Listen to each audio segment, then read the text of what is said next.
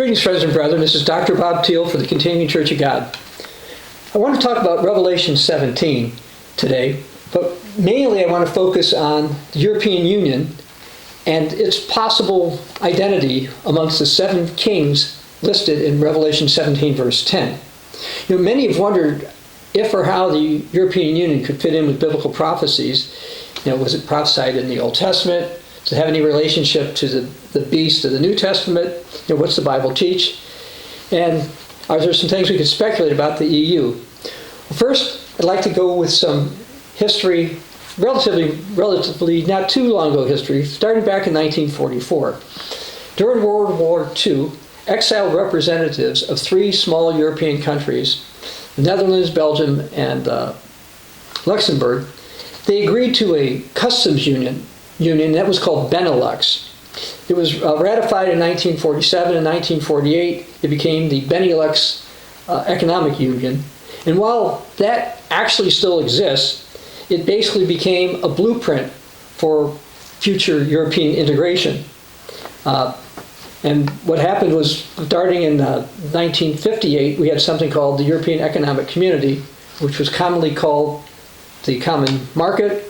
That lasted until 1993, when the European Union itself formed.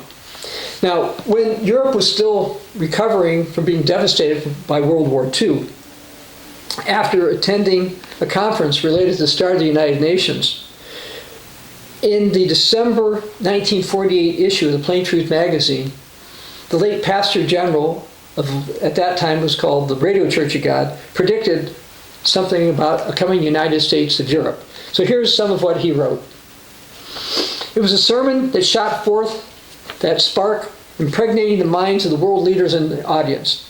An amazing sermon was delivered by a foremost radio speaker of the Roman Catholic Church, Bishop Dwayne Hunt of Salt Lake City. He said that without the guidance, supervision, authority of the Catholic Church, they were laboring in vain. This is the Roman Catholic bid to resurrect the so-called Holy Roman Empire. Herbert Armstrong said, and prophecy said they will succeed. At the psychological time, the Pope will step in. Through this political movement, he'll unify nations in Europe.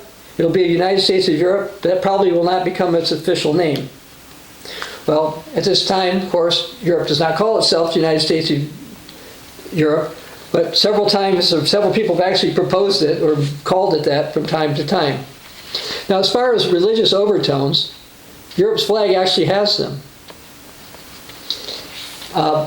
Although the Council of Europe was formed in 1953, and it had 15 nations back then, they adopted a 12-star flag in 1955. Now, why 12 stars? What about the Council of Europe, which actually, by the way, has 46 members, and the EU itself, by the way, has 47 member states. So why did they change the number? Well, there seems to be a couple of reasons. The first is that Mary is prominent. Jesus is supposed to be Jesus' mother in an unusual way. She was the, quote, inspiration for the flag.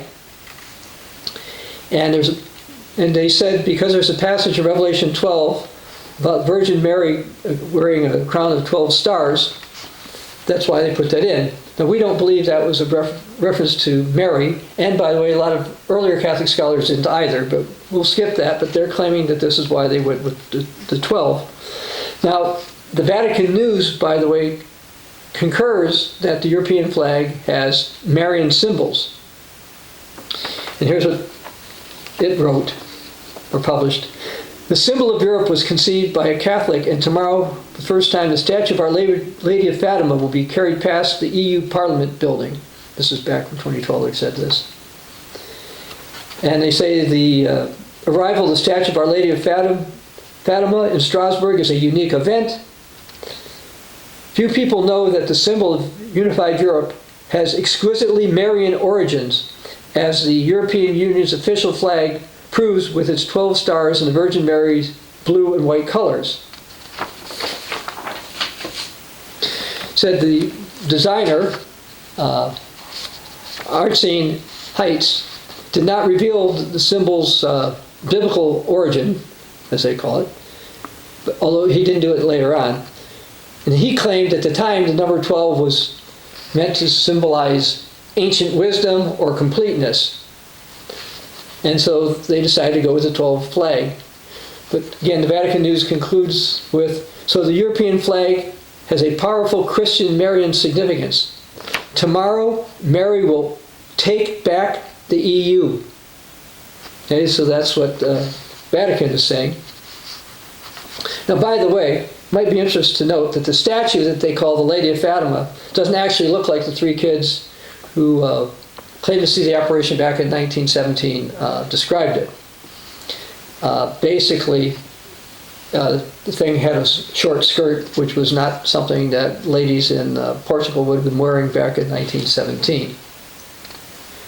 I'll also comment, by the way, that the coat of arms for the European Union military has the same 12 stars. It appears to be based on the EU flag.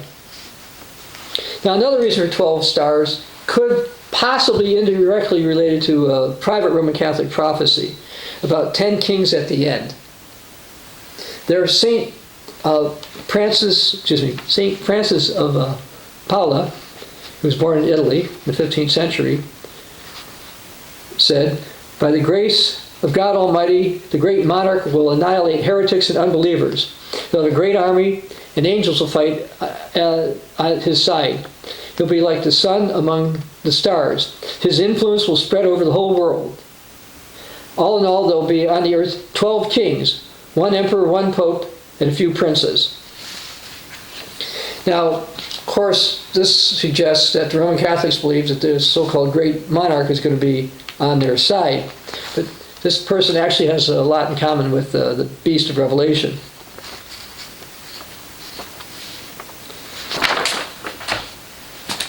Now, the Bible talks about a beast that's going to rise up.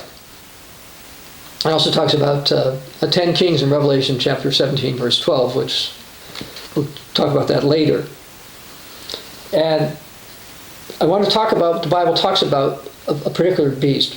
We're going to go to the first start in the New Testament, so you might want to go to Revelation chapter 13.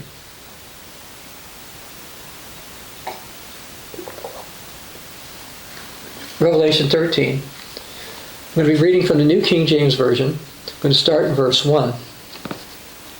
John said, "Then I stood on the sand of the sea, and I saw a beast rising up out of the sea, having 7 heads and 10 horns, and on his horns 10 crowns, and on his heads a blasphemous name.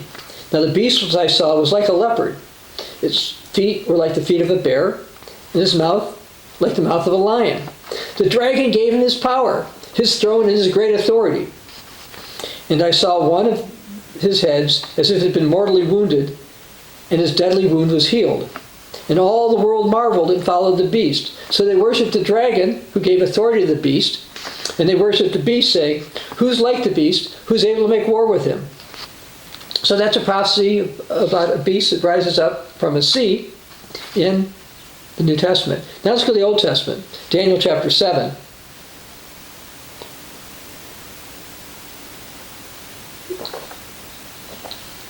Starting in verse 2.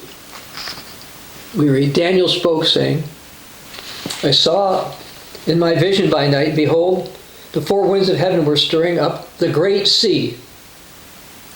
And the 4 great beasts came up from the sea, each different from the other. The first was like a lion and had eagle's wings. I watched it till its wings were plucked off, and it was lifted up off from the earth, and made to stand on 2 feet like a man, and a man's heart was given to it. And then suddenly another beast, a second, like a bear, was raised up on one side, had 3 ribs in its mouth, and between its teeth. And they said thus to it, Arise, devour much flesh. After this I looked, and there was another, like a leopard, and had on his back 4 wings of a bird. The beast also had 4 heads, and dominion was given to it.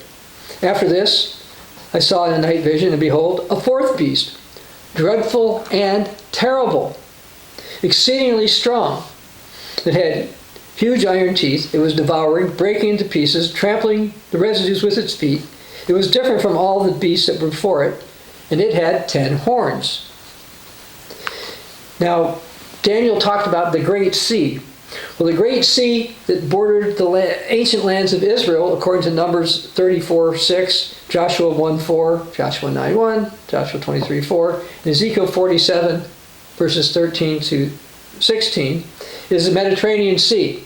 Oh, by the way, if I go over things sometimes quickly here, we do have an article at the cogwriter.com website called The European Union and the Seven Kings of Revelation 17:10. So if you want to go back over this.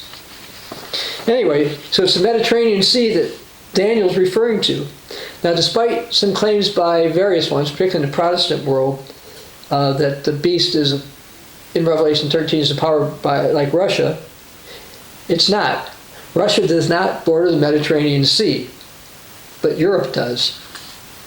The EU itself, by the way, was established with what's called the Maastricht Treaty, which came into effect in 1993, as I mentioned before.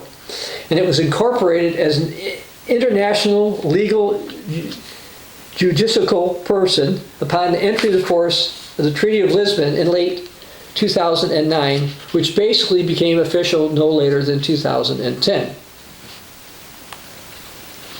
Now, I mentioned something about Benelux before, but here's what Wikipedia has about the European Union history.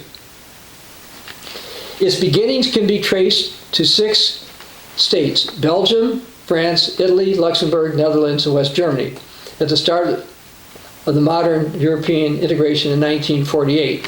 Again, the proceeding was by the 3 Benelux nations. Anyway, to the Western Union, and then talks about various other organizations, and then it talks about the European Economic Community, which were established by treaties. These bodies grew with their legal successor, the EU, both in size and through the accession of 22 further states from 1973 to 2013, and in power through the acquisitions of policy areas. So Wikipedia realizes the EU grew out of various groups that, before it. The EU itself, by the way, has about 5.8% of the world's population, and its gross product is about 17% of the entire world. So roughly that means, in terms of wealth, at this instant, each EU resident produces about 3 times as much as the average non-EU resident. Now, back in 1962, Oxford published an article claiming a European empire from Charlemagne actually became the European Economic Community, also called the Common Market.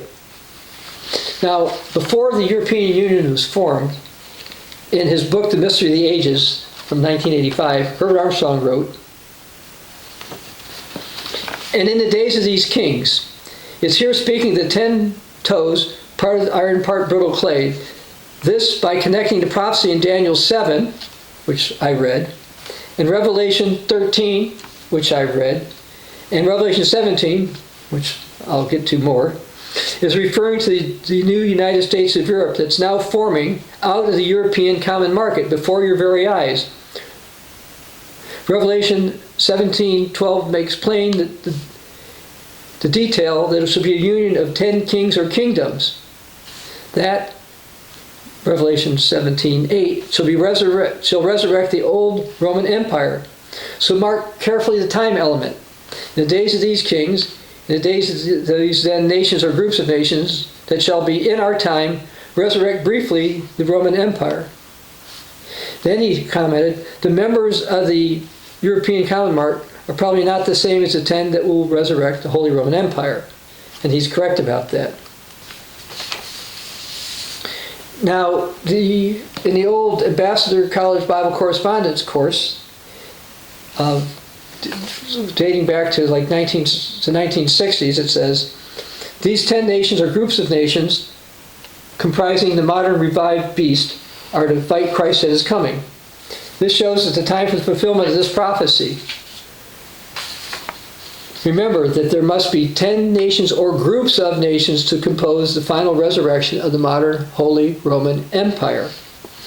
So as far back as the 1960s, notice that those of us in the Church of God did not limit the coming European beast power to 10 nations that were in the old European common market. Now, since Revelation 17:12 says the kings of Europe did not have a kingdom until a reorganizing time, this points to a type of restructuring in Europe that needs to happen before the final beast truly rises up. The final European beast power could have a lot of nations. And over at the cogwriter.com website, there's an article you can read called "Must the 10 Kings of Revelation 17:12 Rule over 10 Currently Existing Nations?" Now, Oxford put something out calling the EU an empire in 2006. Why? It says, the EU resembles an empire we know from many centuries earlier. The system we knew in the Middle Ages. Well, in the Middle Ages, what type of empire do they know there? The so-called Holy Roman Empire. Here's something from 2019 from the American Interest. The Holy Roman Union. The EU shares a number of characteristics with the Holy Roman Empire. Overlapping sources of political authority, with sometimes universal claims, with multiple and fuzzy political loyalties. Here's something from 2022 from something called Pints of History. Holy Roman Giant. In 800 AD, the Pope anointed a new Roman emperor, the Frankish king, Charlemagne. For the next 1,000 years, the Holy Roman Empire governed much of Europe, with Germany as his eventual heartland. The emperor did lack centralized power wielded by nation-state kings. By the 1500s, a Western European king could tax his entire realm. But the Holy Roman Emperor still ruled a realm larger than any nation-state, and they could coordinate defense and offense of his vassal states. Like the Holy Roman Empire, the European Union is not a nation-state, and it doesn't control a large part of the member states' revenues or military resources. But the EU can coordinate collective defense and can manage other joint projects, just like the empire, meaning the Holy Roman Empire. The Sentinel Post put out something in December 2021. The European Union, a not-so-holy Roman Empire. It says the Second World War left Europe in ruins. The EU seeks to prevent this from happening again by restoring the cosmopolitanism, size, and economic clout of a multinational empire, but without creating a unitary state in the process. The EU is designed as a supranational polity where member states can retain their national sovereignty and their parochial identities, but agree to be bound by laws. They maintain their own armies, independent foreign policies, national parliaments, and are free to leave if they choose. The creation of such a chimeric political beast, a chimera is a combination of things, a couple things being put together, might appear to be unprecedented, but it's not. The Holy Roman Empire successfully managed the affairs of Central Europe by creating a single composite political structure beginning in 962 under Otto the Great, in a bid to create unity in the German lands where the Romans never ruled. The Holy Roman Empire proclaimed itself the successor to the long-dead Roman Empire as the defender of Catholic Christian Europe.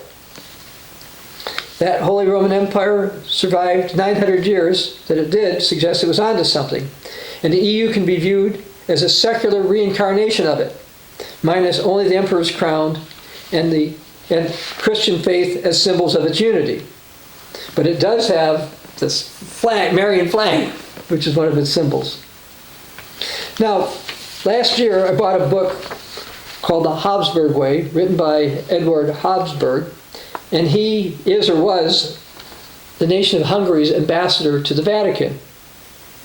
And he points out in his book, the Holy Roman Empire was shaped by the Habsburg family for hundreds of years.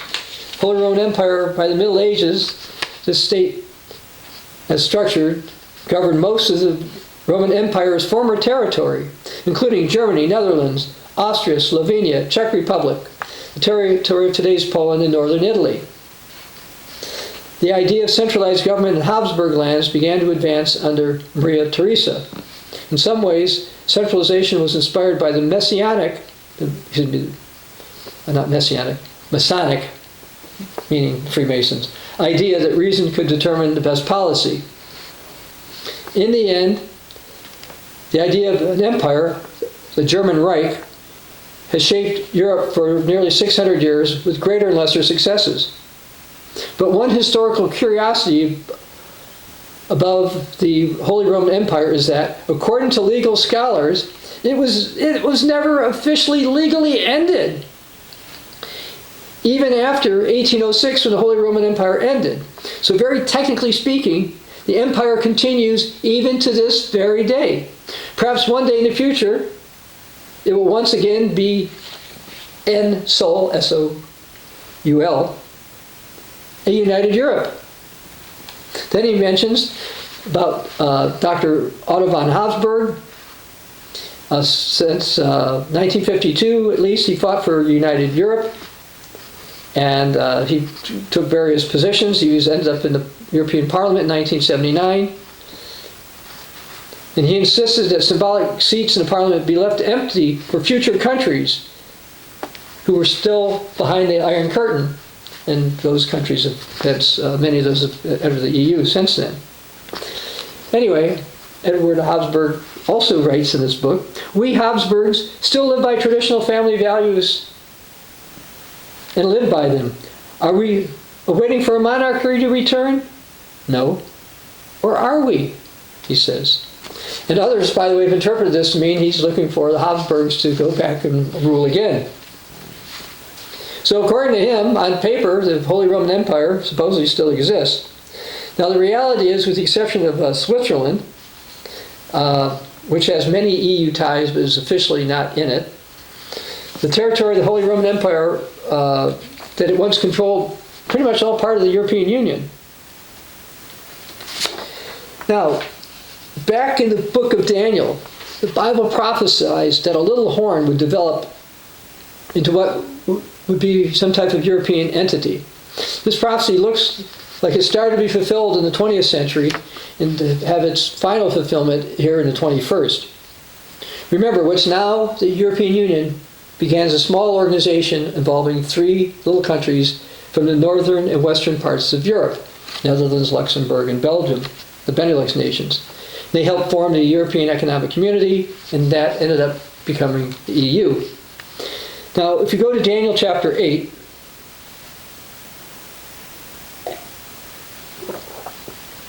starting verse 9, we read that the Bible prophesies that some little horn is going to expand south and east. That they're up in the north and the west, they would expand mostly in the south and east. So here's what we read. "And out of one of them came a little horn, which grew exceedingly great toward the south, toward the east, and toward the glorious land. And it grew up to the hosts of heaven, and cast down some of the hosts and some of the stars to the ground, and trampled them. He even exalted himself as high as the prince of the host, and by him the daily sacrifices were taken away, and the place of his sanctuary was cast down. Because of transgression, an army was given over to the horn to oppose the daily sacrifices, and he cast down the truth to the ground. He did all this and prospers." While that prophecy had past fulfillment anciently, it seems to be a dual prophecy. Now, a horn is sometimes used in the Bible related to kings. You see that in Revelation 17:12, for example. And while we did not see this fulfilled with the first 5 kings that are mentioned in Revelation 17:10, I'm going to get there later, we do see this happening with the EU. The EU has mainly expanded south and east of the Benelux nations. Now there's about 450 million people in it. They're under a new, but not completely united government called the European Union. It's headquartered in Brussels, Belgium. And I believe the prophecy in Daniel 8, verse 9, looks to be pointing to the European Economic Union and now the EU, because of the amount of the expansion and the timing of the expansion. Now, we realize in Daniel 8, 10 through 12, that's the rise of the final beast of the sea, who's also the final king of the north of Daniel 11. Now, the late radio/worldwide Church of God evangelist, Dr. Herman Hay, he concurred, by the way, that Daniel 8 was related to the end-time European king of the north power. Because he wrote in 1965, when he was in Radio Church of God, for the name changed, says, turn in your Bible to verse 9 of Daniel 8. And out of one of them came forth a little horn, which waxed exceedingly great toward the south and toward the east and toward the pleasant land. The king of the north. The little horn in Daniel 8 is none other than the last king of the 4 divisions of Alexander's empire. He is in fact the final king of the north described in Daniel 11. Now, while that expansion looks like it mostly took place under the common market and the EU, the final rising up does pertain to the final king of the north, who's also going to be the 7th king of Revelation 17:10. And he's also going to go south, but not just towards the glorious land, but per Daniel 11 verses 40 to 43, he's going to go through it. And he'll end up controlling much of the east and the south side of the Mediterranean. See, just like the ancient Roman Empire did. The old Roman Empire, by the way, pretty much controlled, I'm going to use my hand as a map, let's say much of this part of Europe, this will be the Mediterranean, and much of the parts of North Africa here. And biblically, we see something similar will happen with the 7th and last king of Revelation 17. And let me add that various Protestants are rising up to, or waking up the idea, the reality of the emerging European superpower could be a revival of the old Roman Empire and will represent the Beast of Revelation. Now I want to talk about Revelation, 7 kings and the churches of God. Might as well go to the 17th chapter of the book of Revelation. It's got a lot of passages that are clear to many, but they've got other ones that are difficult to understand, particularly for those of us who read English. And of course, I'm going to be speaking English. Revelation 17, starting in verse 1, says, Then one of the 7 angels who has the 7 bowls came and talked with me, saying, Come, I'm going to show you the judgment of the great harlot who sits on many waters, with whom the kings of the earth have committed fornication, and the inhabitants of the earth were made drunk with the wine of her fornication. So we see here a power that's got international influence, sits on many waters, and improper political intertwinings, with whom the kings of the earth have committed fornication. Now, continuing in verse 3 of Revelation 17, we read, So he carried me away in the spirit into the wilderness, and I saw a woman sitting on a scarlet beast, which was full of the names of blasphemy, having 7 heads and 10 horns. And the woman was arrayed in purple and scarlet, and adorned with gold and precious stones and pearls, having in her hand a golden cup full of abominations, and the filthiness of her fornication. And on her forehead was a name written, Mystery, Babylon the Great, the mother of harlots and the abominations of the earth. Verse 6, And I saw the woman drunk with the blood of the saints, who's been persecuting true Christians throughout history. I'll hold this book up. We have a book online at ccg.org called Beliefs of the Original Catholic Church. You can find out in modern times who believes what the early Christians believed and who does not. Anyway, this book or any other book I hold up, or booklet, is available free at ccg.org. You just go to the literature tab. When you go to ccg.org, you'll see the covers of the books, the descriptions. You can just click on them and read them. We do not ask you for your email. We don't ask you for money. We suggest that you pray and check out what we write with the Bible, as well as historical references that are in our literature, like this one. So continuing here, finishing verse 6, John says, Saw the woman drunk with blood of the saints and with the blood of the martyrs of Jesus. And when I saw her, I marveled with great amazement. So John wondered about this immoral woman and the beast. And then the angel, verse 7, said to John, Why do you marvel?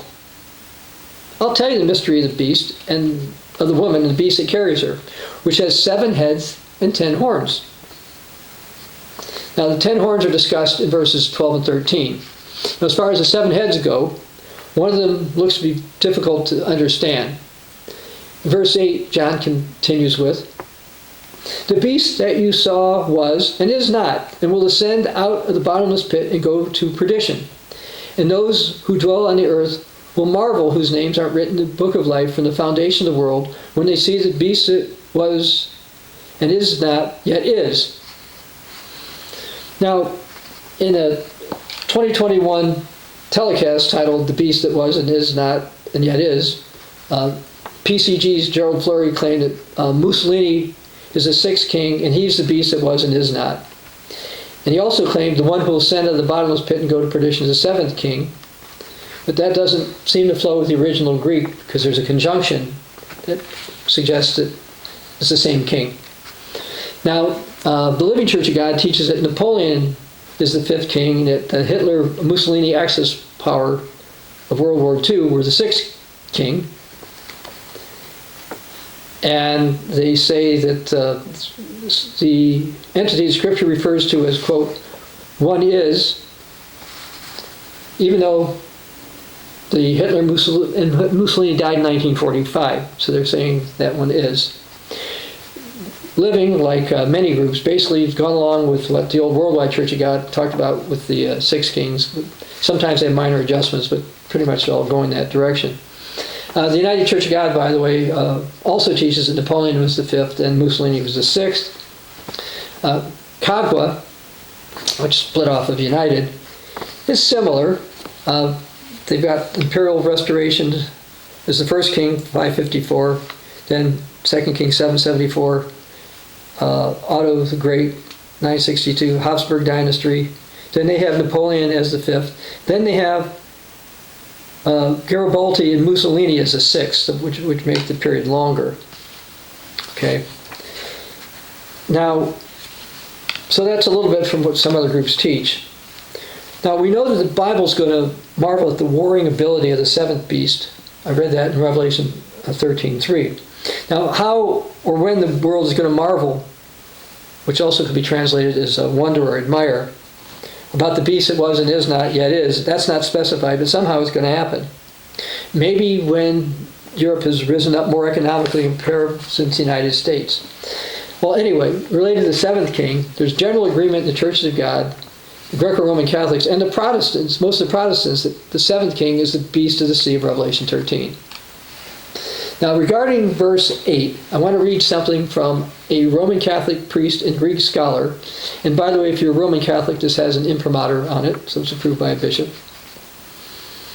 "The first words of the angel revealed the non-existence of the beast when this vision was given would become actuality. Those who hold that the beast was merely the Roman Empire are sadly illogical, for this was in existence when St. John received these revelations. This vision is therefore some future time when the empire no longer exists, but just before the beast empire appears." Well, right now, we're getting close to the time for the final beast empire to appear. And what exists? It's the European Union.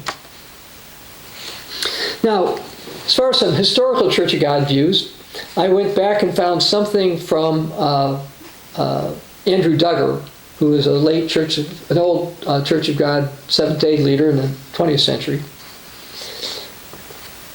He wrote in his something called Daniel, the Book of Revelation, verse 8. This was first written in the 1960s. "Here is the beast upon which the harlot woman, having named Babylon on her forehead, was rising. Was and was not, and yet is." Revelation 17:8. "This is the beast that was wounded by the sword and was not. The deadly wound was healed, and it comes back. This is where we are at the present time. It has come back, and the voice of Rome is being heard and felt." Well, the closest thing to the Holy Roman Empire that existed when Duggar wrote this was the European Economic Community, the Common Market, which of course became the EU. And by the way, a variety of popes supported the Common Market, and as well as the EU. So Duggar's writing is pointed to the Common Market, the EEC, or EEU, as the what existed is the beast that was and is not, which, by the way, is pretty much in line with what I'm going to talk about here. Now, interestingly, Herbert Armstrong wrote in Plain Truth 1979, Days of these Kings, it's speaking here of the 10 toes and part of the iron, part clay, connecting these prophecies here. This will be resurrected of a medieval Holy Roman Empire. The seventh is now forming, the last and final brief resurrection of the Holy Roman Empire by 10 European groups or nations. Well, when he wrote what was now forming, what was forming was the European Economic Union, the Common Market, which is now the EU.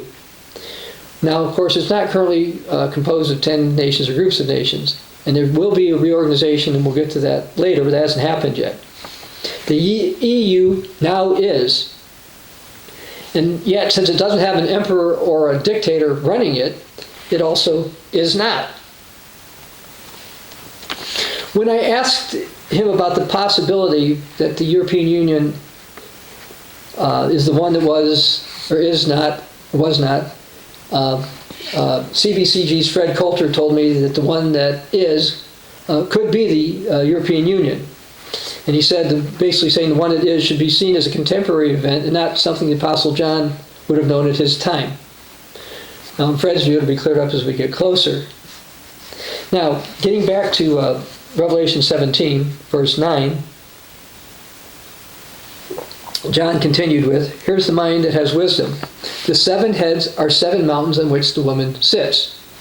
And by the way, even Roman Catholic scholars know that means Rome. Verse 10, there are also 7 kings. 5 have fallen. 1 is, the other is not yet come. When he comes, he must continue a short time.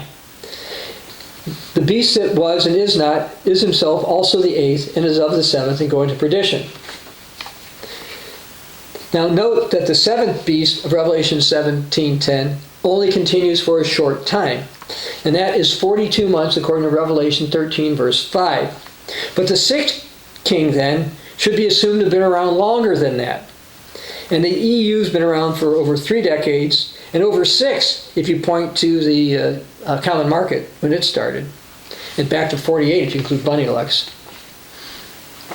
Now, the Protestant Jameson, Fawcett, and Brown commentary, here's what it says about the 7 kings of Revelation 17:10. The 5, the 1. The first 5 of the 7 are fallen. And those are, according to them, Egypt, Assyria, Babylon, Medo-Persia, Greece. Rome was the one existing in John's day. Now, the Rome of the Apostle John's time, being the one that is the most common identification I've seen among Protestant commentaries. And while that might seem logical at first glance, there's a lot of flaws to it. Considering that beast is described as the one that was and is not, and yet is. If this could be a reference to the 6th king, since it appears to be, since the Roman Empire was truly in place when John saw the Revelation, it cannot possibly be described as and is not. And okay. For the 6th king, the one that is in verse 10, we see there's a translation of a Greek word called Estin. We would spell it E-S-T-I-N in English. It's a present indicative active verb. And it can be a predictive dative verb, particularly when combined with the Greek word K-A-I, which is actually in Revelation 17:8. And it expresses existence or possibility, as in Revelation 17:10. So that's according to the grammar of the New Testament book. Okay, so it's not just a Church of God view that the one that is and was not Rome a couple thousand years ago. Almost, you've got Roman Catholic scholar that says it is, and you've got Protestant radical scholar admitting, well, it actually talks about some possibility.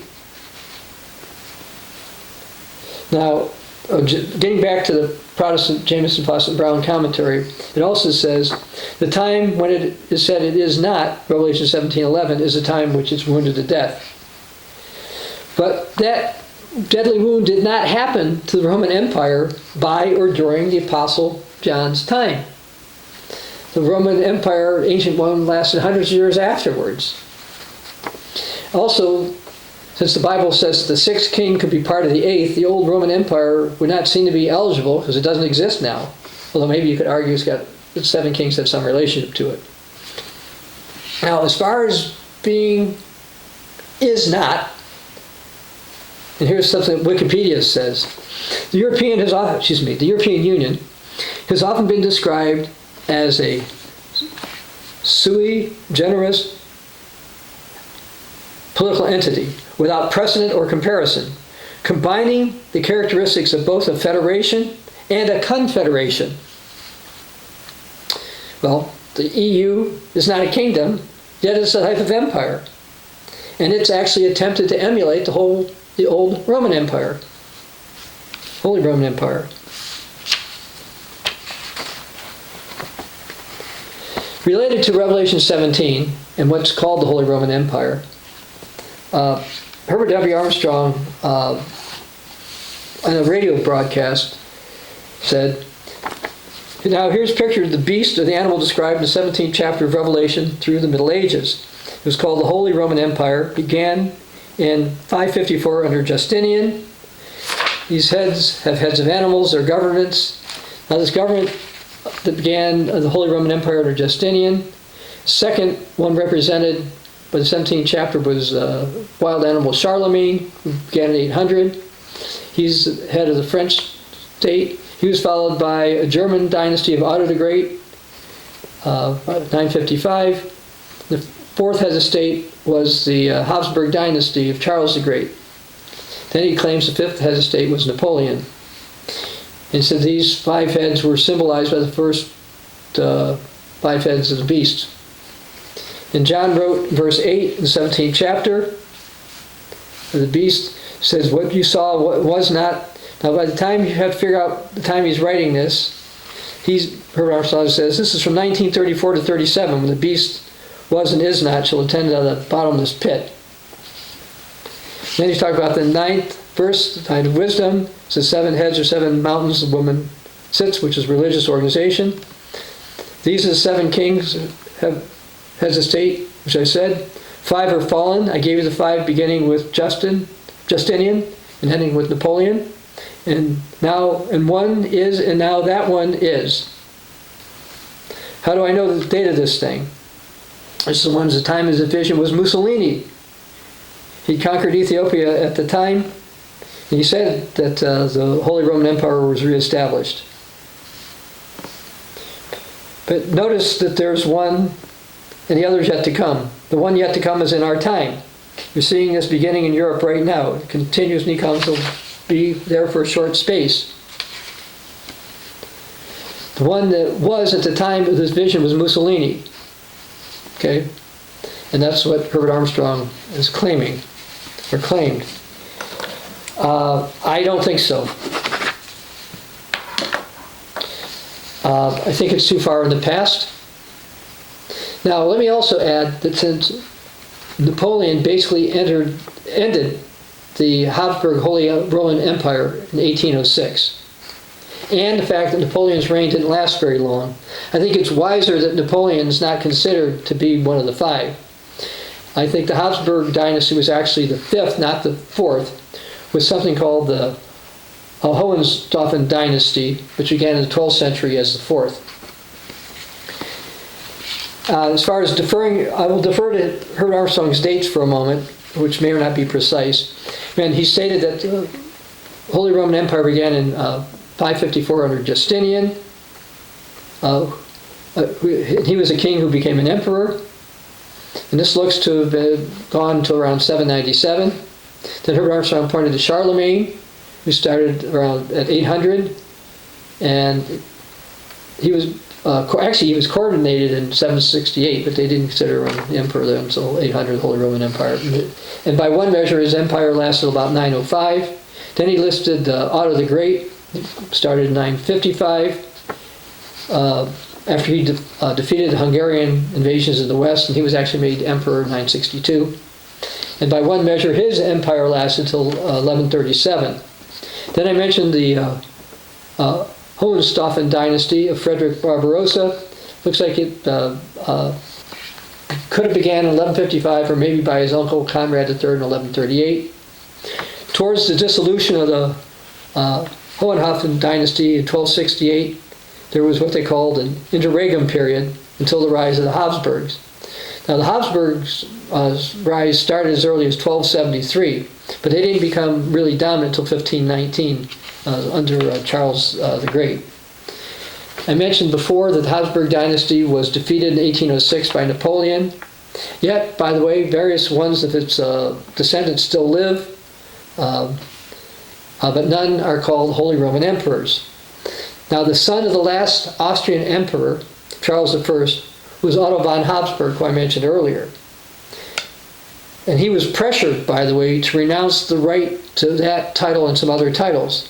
And he did so in 1958, although it took until 1961 that the Austrian government accepted it. But in 1958, Otto von Habsburg renounced his claim to the title Holy Roman Emperor.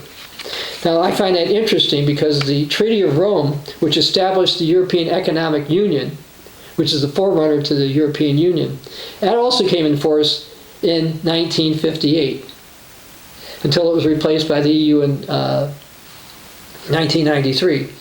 So I'm wondering if this, when Otto von Habsburg renounced the title, if there was a direct transfer at that time from the fifth of the kings to the sixth.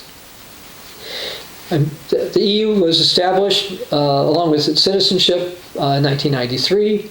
It gained additional powers from the Treaty of Lisbon from 2009. And as I mentioned, of course, the EU does not have a king or emperor, but its territories include most of the old Holy Roman Empire. I speculate it's the sixth king. It seemingly seems to meet the criteria better with Scripture as well as some other historical Church of God views. Getting back to Napoleon, that in the 19th century there were some Church of God types who thought Napoleon was the beast that was and is and was not. It's in something called the Hope of Israel from February 23rd, 1869. And as far as Church of God's Seventh Day goes, there was a CG7 member who knew Herbert Armstrong in the younger days by the name of John Keese. And he wrote that after Napoleon defeated the Holy Roman Empire, that the 10 horns kings shall be given power to the beast to the revived Holy Roman Empire. So there's also a view within the Church of God's Seventh Day that the final beast power will be associated with the Holy Roman Empire. Now, I mentioned Andrew Duggar before.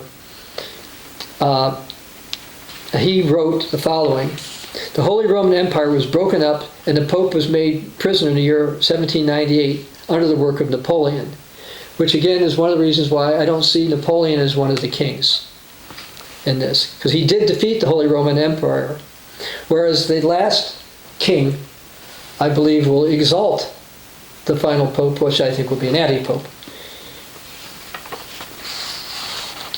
I just don't think that Napoleon fits this idea of being the beast that was or is not, or one of the six kings.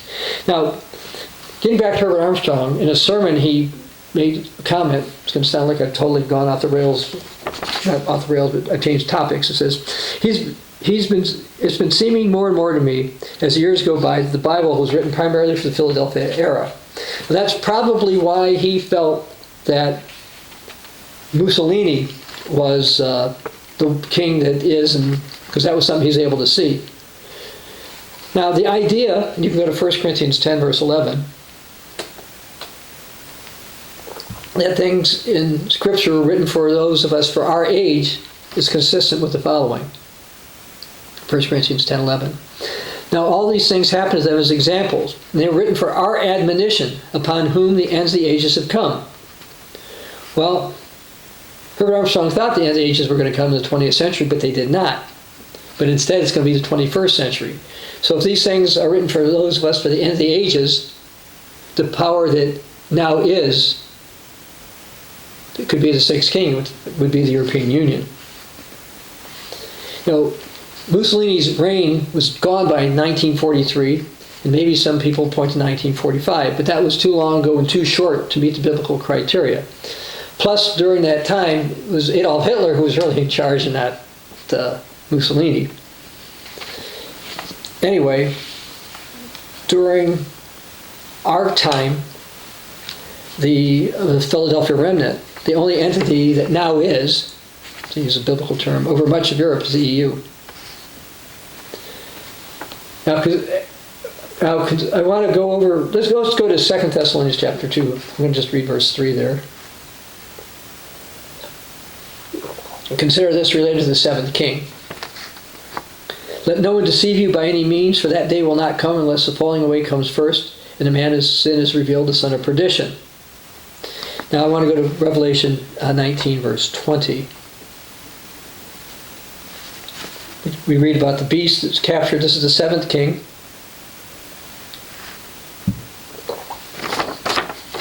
And with him the false prophet who worked signs in his presence, which he deceived those who received the mark and worshipped his image. The two were cast alive in the lake burning fire and brimstone. So we see the timing of the end of the king along with the false prophet. And again, the false prophet, I believe, will be an antipope and the final antichrist. That's when they go to perdition. And if you're in Revelation, go back to chapter 17. Verse 8 talks about the beast you saw that was and is not will ascend out of the bottomless pit and go to perdition. All right? And verse 11, you see the same basic thing. The beast that was not and is not himself is also the eighth. And as of the seven, he's going to go to perdition.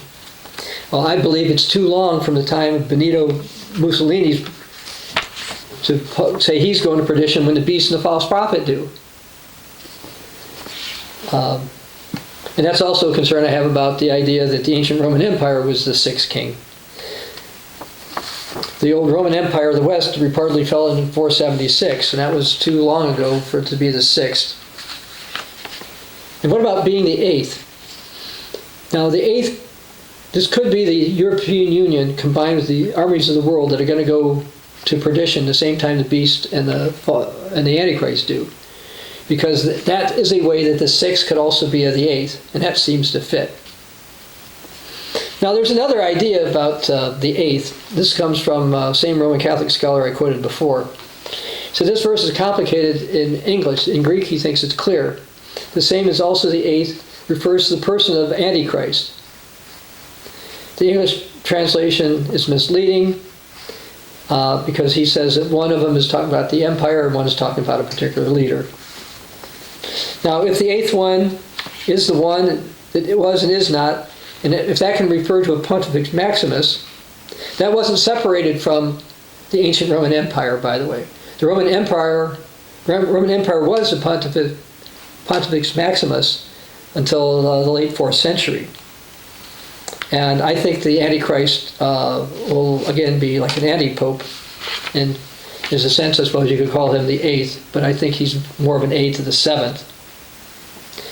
And I don't think that the final Antichrist can be the sixth, so that kind of eliminates that. There's another possibility, and that is when you come to Revelation 17:12, those who reign with 1 hour for the beast could be considered as the eighth and part of the seventh. All right. Now, I was talking about some Church of God groups. David Pack, the Restored Church of God, said it would be David Pack.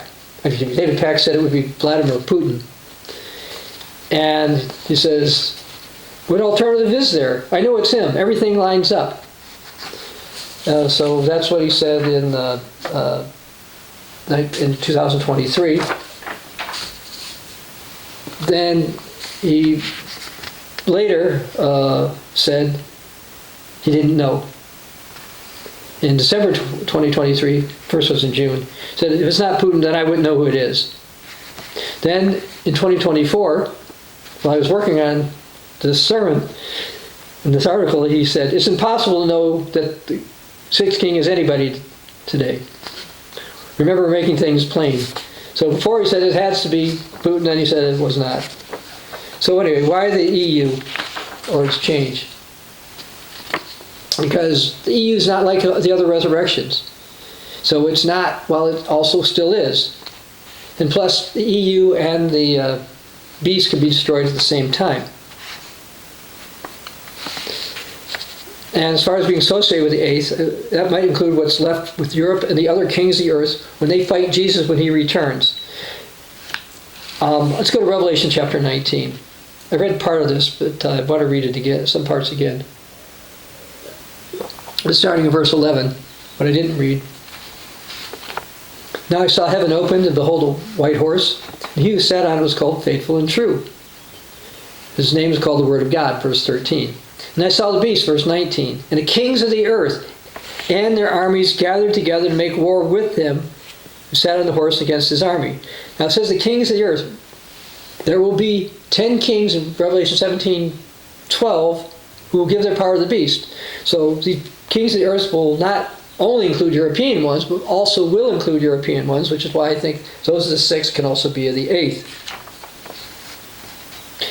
Anyway, with their armies, they're gathered together to make war against him who sat on the horse, against his army. They're going to fight Jesus. The beast was captured, with him the false prophet who worked signs in his presence. They're cast alive. Verse 21. And the rest were killed with the sword which proceeded out of the mouth of him who sat on the horse, and all the birds are filled with their flesh. So we see that this beast, who's the seventh king, along with other kings in their army, are going to be defeated with the Antichrist at the same time.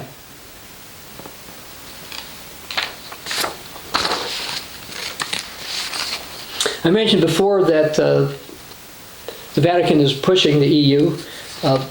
Pope Francis stated in April of 23, it's vital to recover the European spirit and to build together like in the past. The only thing he had been referring to is the EU to be like the old Holy Roman Empire, and that's what he wants.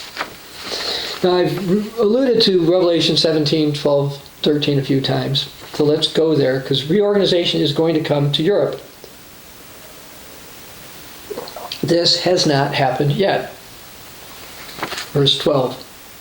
The 10 horns which you saw are 10 kings who receive no kingdom as yet, but they receive authority for 1 hour as kings with the beast. They are of one mind, and they'll give their power and authority to the beast. So the seventh king of Revelation 17:10 becomes the leader with the fulfillment of Revelation 17, verse 13. Now, regarding this, I want to go through that. The seventh king. There's a bunch of Greco-Roman private prophecies who basically say that there's going to be terrible wars in Europe. I'll just skim over some of these. And God is going to raise up somebody who's going to push their faith. And it says he'll be the greatest. He will be the greatest of empires.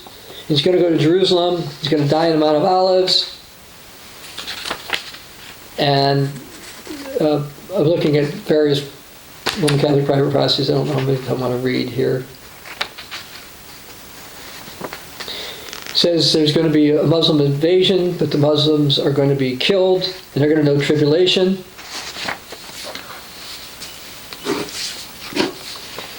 That for another purpose. And then they've got somebody called Zachary the Armenian from the 1800s. So she says the empire of the north is going to go to war against North America. North America will fall and be conquered. And then there's another one. This came from roughly 500 AD. The Great Monarch will be warred till he's 40 years of age. He'll assemble great armies and expel tyrants from his empire. He will conquer England and other island empires. Now, there's a Roman Catholic writer who I've spoken to. I've got one or two of his books. His name is Desmond Birch.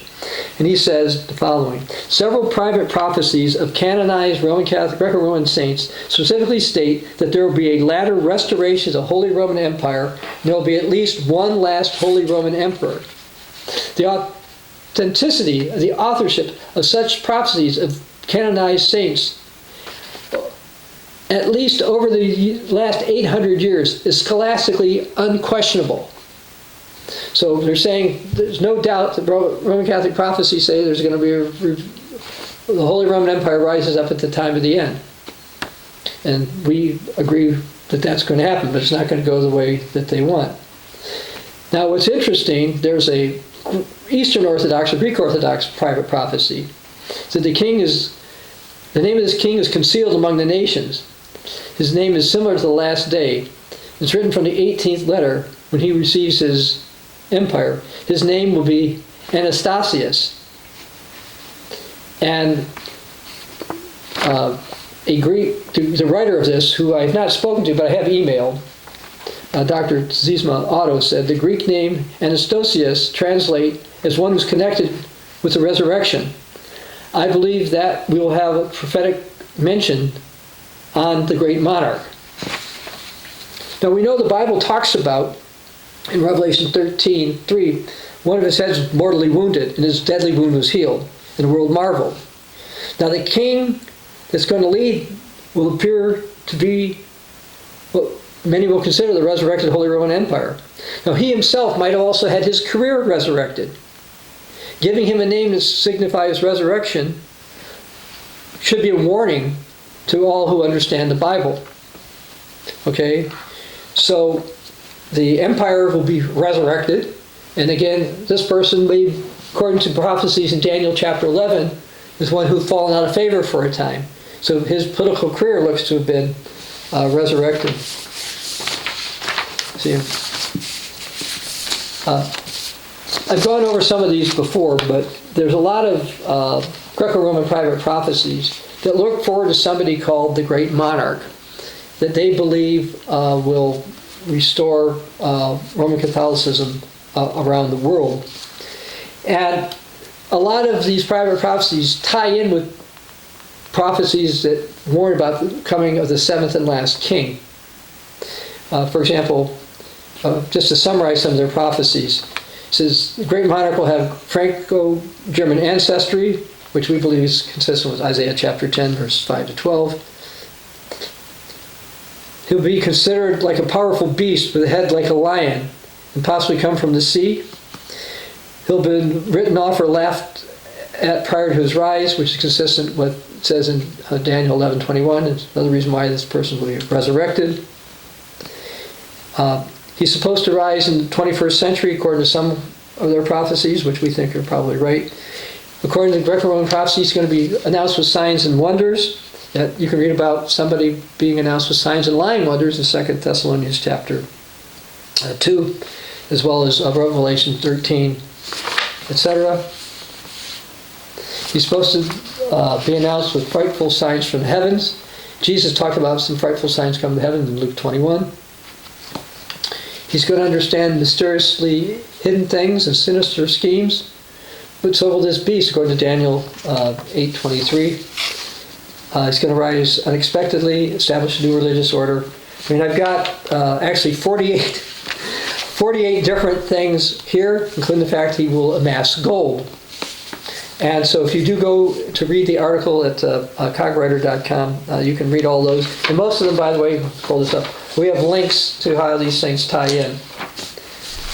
Because I believe that there are many Greco-Roman private prophecies that support the rise of the Great Monarch.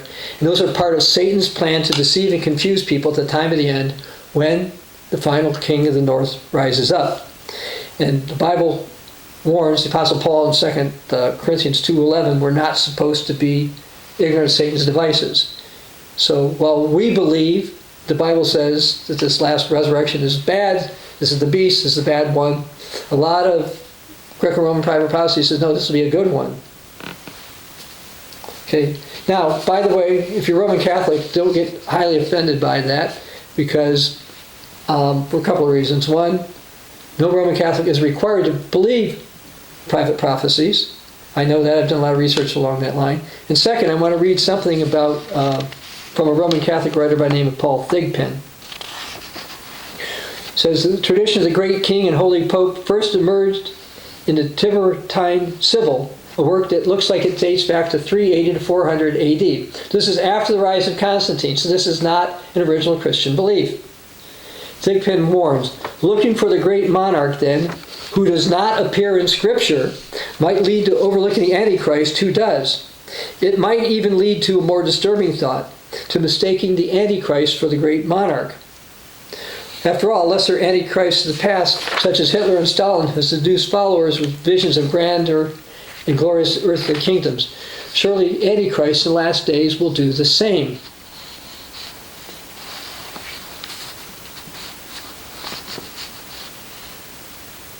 He says that this comes from a 4th century book called something called The Emperor of the Last Days.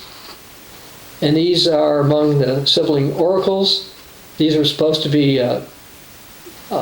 inspired messages from Greek pagan prophetesses. And Thigpen again, this is from his writing, says, Revelation says nothing of a great monarch, nor do any biblical references to the last days or the close of this age. And as I've mentioned before, he's warning that if people are looking for that, they're going to accept it. The Bible says to walk by faith, not by sight. But when people see signs and lying wonders, and probably including Marian type apparitions or whatever, they're going to think this is the case. And by the way, those types of apparitions are also part of the Greco-Roman private prophecies, and say that this apparition will say that this leader is the one, God's person. So if people think Mary says it's him, they're going to go for him as a seventh one. Now, some have speculated that the seventh king or the eighth king could be the United Nations. One reason is because we read verse 3 of Revelation 13, where it says, all the world marveled and followed the beast. While the world will marvel and worship the beast, the world is not the beast. I strongly believe that the United Nations, or if whatever it might be called at the time, will accept and endorse the beast, but the UN itself is not the beast. The previous kings were all European and not of all the world. They were European, so we expect a European leader at this time. Now that said, the Chinese, Arabs, Indians, Africans, Russians, Islanders, the rest of Europe, Asia, South Americans, and whatever will be left North America will be subservient to the beast for a time. The Chinese actually have prophecies about beautiful people coming from the West, meaning Europe, and that the Chinese are going to have a saint who's not that good of a person. So their traditions are telling them that they will accept this for a while. Those in India have a prophecy. They're going to take up arms to support one that sounds like the beast. And according to some Indian writings, it could be a European person. And the Muslims, they also have a prophecy that they're going to make a deal with the Roman Catholic Europe.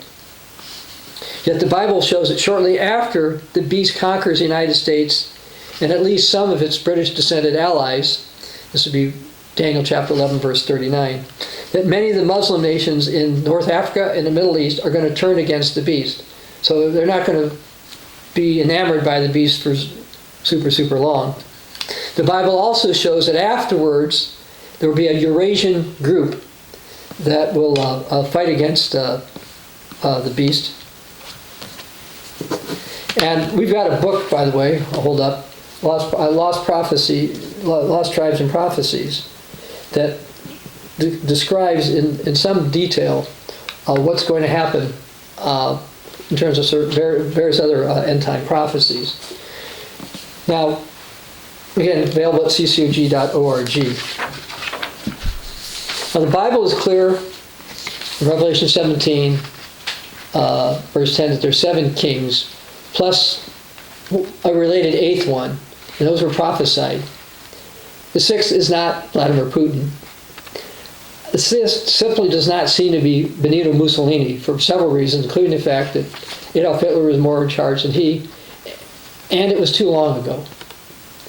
Either the first 5 kings were ancient, with Rome being the sixth, and I think that's in conflict with Scripture because it says it is not, and the Roman Empire certainly was when John was there. Or the first 5 have to do with a church-state alliance known as the Holy Roman Empire, even when it wasn't called that.